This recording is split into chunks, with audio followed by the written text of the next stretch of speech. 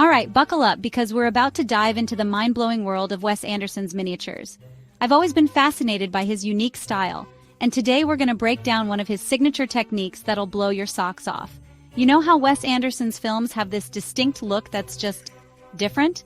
Well, a big part of that comes from his use of miniatures. We're talking tiny, intricate models that bring his whimsical worlds to life. Okay, so let's dive right into why miniatures are such a big deal in Wes Anderson's movies. First off, these aren't your average dollhouses.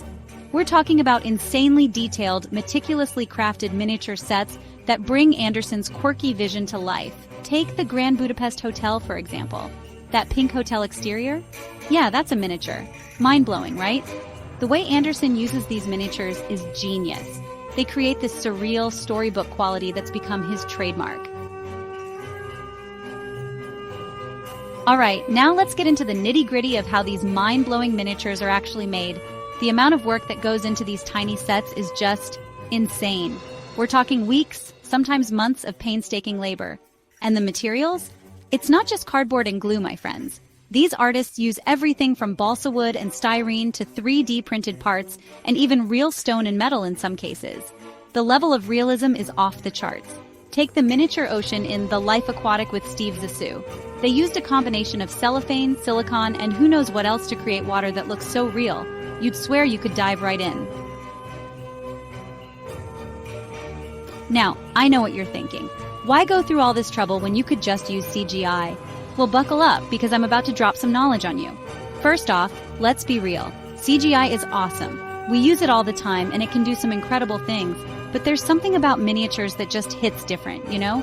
It's that tangible, physical quality that you can't quite replicate with ones and zeros. And Wes Anderson, he gets it. He understands that using miniatures gives his films this handcrafted feel that's just magical.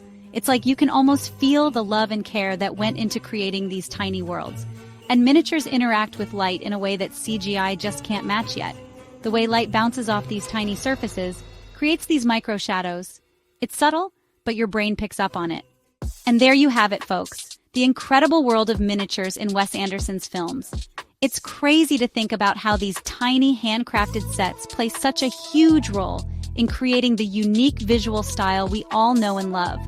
From the Grand Budapest Hotel to Isle of Dogs, these miniatures aren't just cool props. They're an integral part of Anderson's storytelling toolkit. They allow him to create these perfectly controlled, visually stunning worlds that are just... And the amount of skill, patience, and sheer artistry that goes into creating these miniatures, mind-blowing.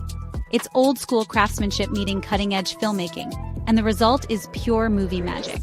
So, next time you're watching a Wes Anderson flick, keep an eye out for these miniature marvels. Trust me, once you start noticing them, you'll be amazed at how much they add to the film.